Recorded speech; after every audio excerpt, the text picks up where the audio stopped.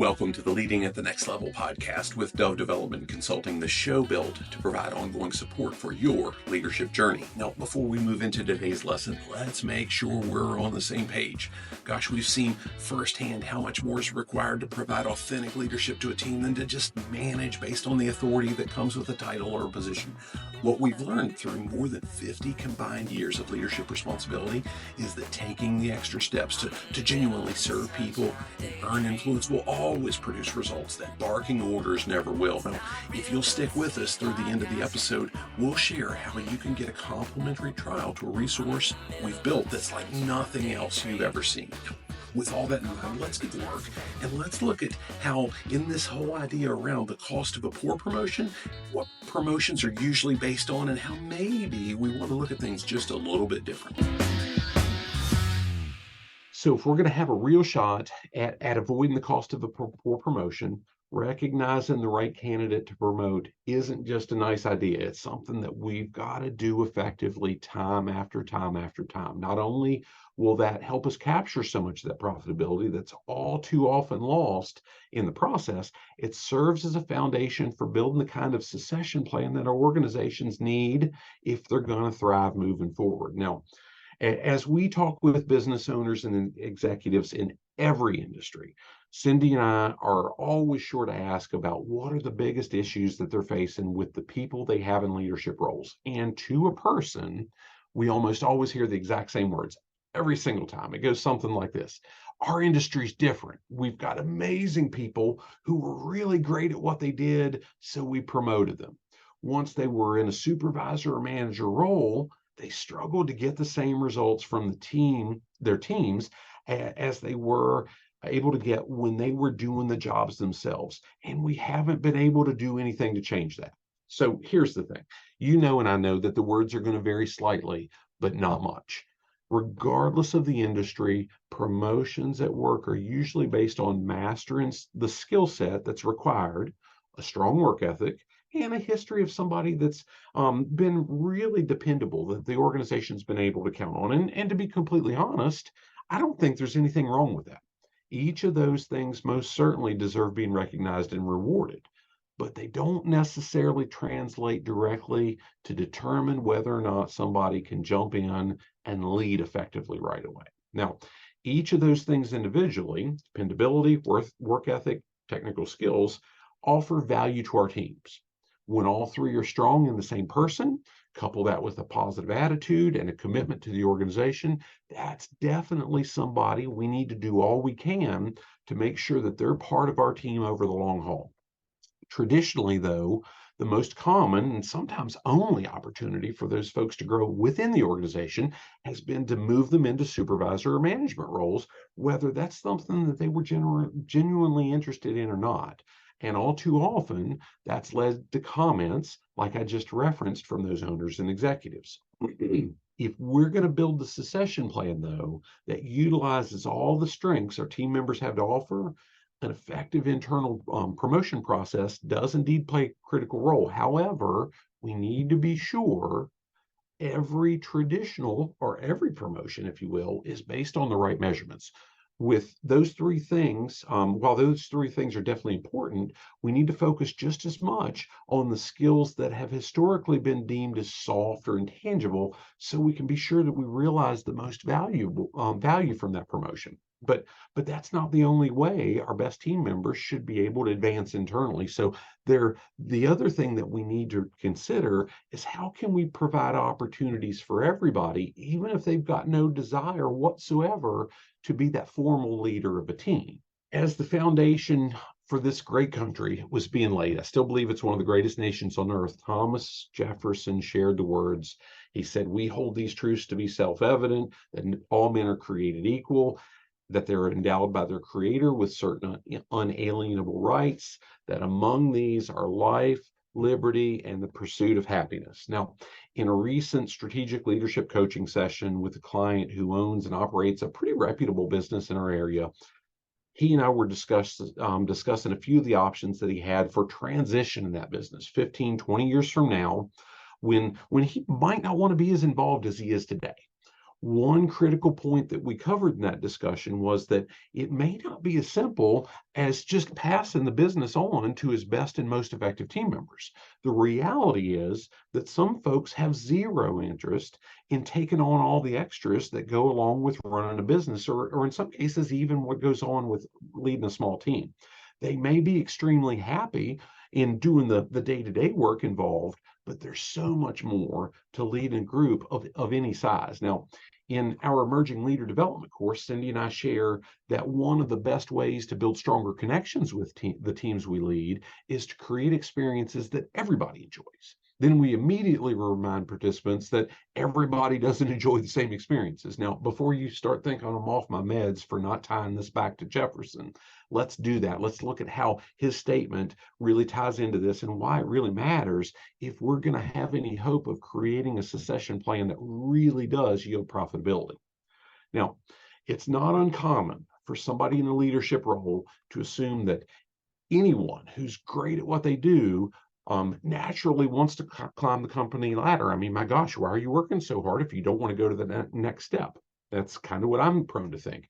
While I believe that all men are indeed created equal, I've painfully, in some cases, learned that everybody's pursuit of happiness doesn't necessarily follow the same path. Now, once we've learned to recognize the right candidate to promote, and we're sure that they're pursuing those promotions for the right reasons, we've got a pretty solid start. Even then, though, there's going to be times where we're going to have to fight the urge to pressure some of our best team members into moving into a role we believe they'd be great at, but they have absolutely no interest in doing. Now, think about Phil there, if you will. With that in mind, the question really becomes, how can we effectively utilize our best team members who have no interest in supervising or managing? Let's face it, getting results through the team of people is completely different. It's a whole different beast than getting results on our own.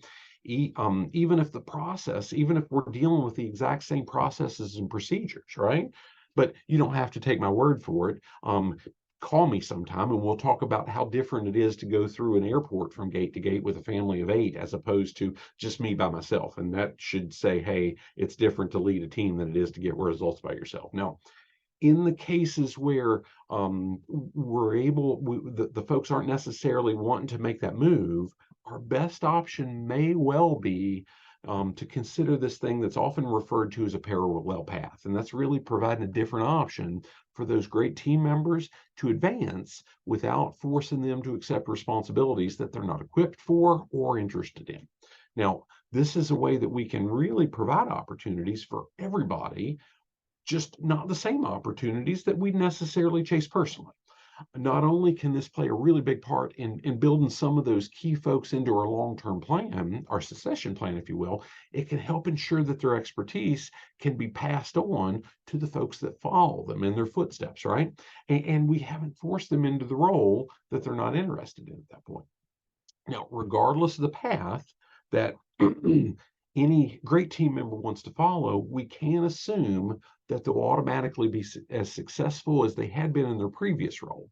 We've got to provide them with the right support. So let's look at that briefly before we move and change gears into mapping out specific ways we can intentionally develop every individual role in our organization and capture the profitability that's killed when we don't provide the right training. So if we're going to build profitable succession plans, if we really want to make sure that we've got career advancement opportunities that are maybe outside of the traditional approach of pushing or shoving people into our best team members, if you will, into supervisory management roles just because they were good technically and they had strong work ethic, it's going to play a significant part in avoiding some of the unintended consequences we've looked at. We can fight those things. Now, the cost of that poor promotion, it can be huge, and it can often impact the entire business.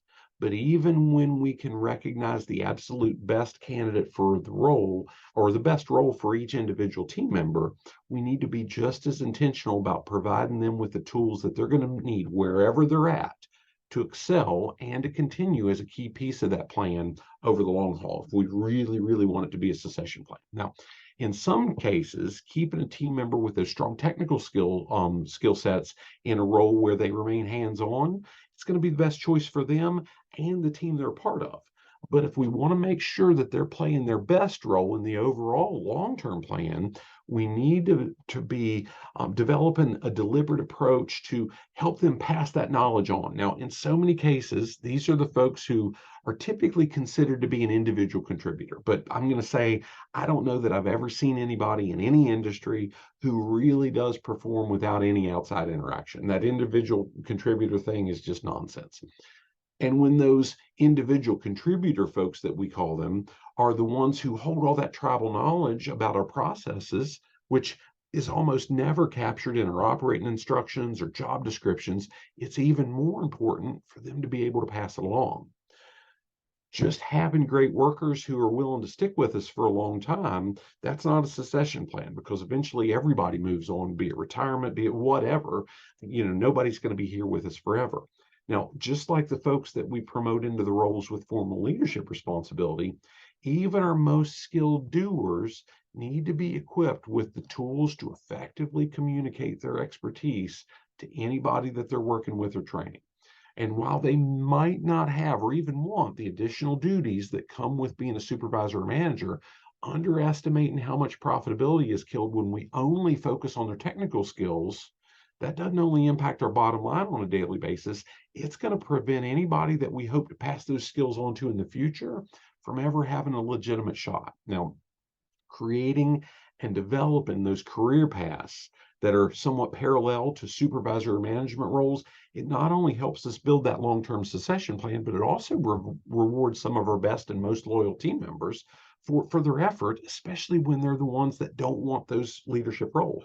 Now, whether we're promoting somebody into a role where they have direct responsibility for a team, or one where they're passing technical expertise on to, say, the next generation, they need and they deserve specific tools to help them be the best they can be in that role that they want to be in. And just like they needed training and need support to hone those technical skills that they got so great at, they're going to need the same for whatever new role that they fill for us. So that last profitability killer we're going to look at through this process soon we're going to work through what the cost of not providing the right tools for the job really is, the right training, so to speak.